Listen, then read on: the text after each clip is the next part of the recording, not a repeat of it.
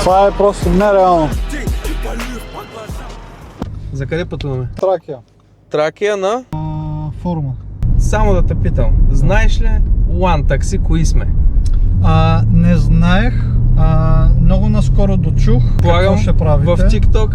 В TikTok не използвам много, но съм ви видял рекламата там с тигърчето. Да, беше... тя върви по билбордите между другото. Да, видях и на билборда там на 6 септември до Билата и Макдоналдс. Невероятна реклама.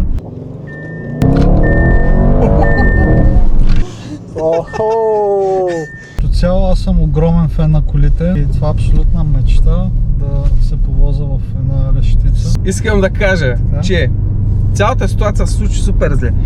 Започваме сутринта, бяхме изработили магнитни стикери. Тръгваме да ги лепим и аудиото алуминиевоите стикера не се залепя.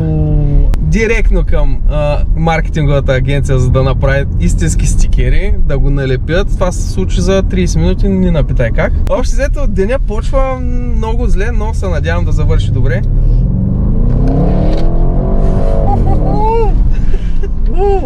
Брутално е, човек. Така, благодарим ти, че се повози в нашото безплатно такси. Аз благодаря. Това беше уникално преживяване. Радваме се. И пожелавам много успех. И на теб ти пожелавам само успехи и да последваш One Taxi навсякъде. Чао и лек ден! Лек ден! От тебе звук, що прави чат с